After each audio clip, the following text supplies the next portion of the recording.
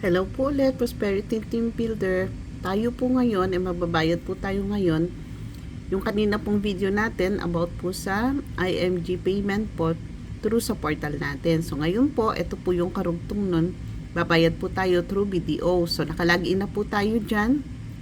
Dito po makikita nyo ang pay bills and reload. Punta po tayo sa bill payment. I-click po natin yung pay bill. Ito po yung pagbabayad po ng Kaiser natin. So, pag-click nyo po ng pay bill, ayan, i-click po natin itong small box na to para po sa pay a company biller na hindi po siya na-enroll. Ayan, so i-click po natin dito yung choose one. So automatic pupunta ho kayo sa pinakadulo po. Makikita nyo dyan, pinakadulo kasi dalawang set po yan. Yung iba po nawawala, nagkakamali. So makita nyo po dito, di ba? Pangalawa na to, so nandun na tayo sa dulo. So pangalawang set na po ito ng mga biller. So makikita nyo po dito, hanapin lang po natin si International Group at hindi po si Kaiser. Okay, so nakita nyo po natin, ito po, si International Marketing Group. So automatic po, lalabas yan. Dito po sa amount, ito po yung amount kung ilan po yung babayaran natin. So, ipapasok lang po natin dyan. Ayan. Kasi since na 59,321. Ayan. Dito po sa remarks, isulat lang po natin dito, Kaiser Payment. Ayan. Para alam po nila kung para saan po yung payment natin ginagawa. Ano po? Subscriber number, ito po, dito na.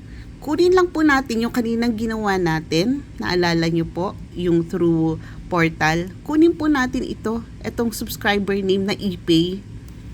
I-copy lang po natin yan. Copy. Tapos balik tayo doon. Paste lang po natin dyan. Ayan.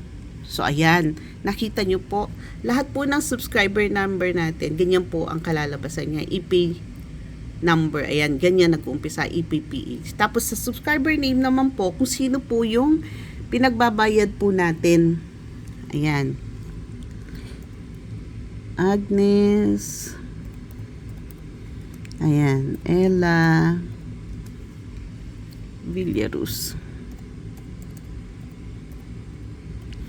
Ayan. So, pagkatapos po natin, submit lang po natin. Kung ayaw nyo po ditong i-enroll company sa account nyo, pwede rin po. Submit lang po natin. Ayan. So, automatic po yan.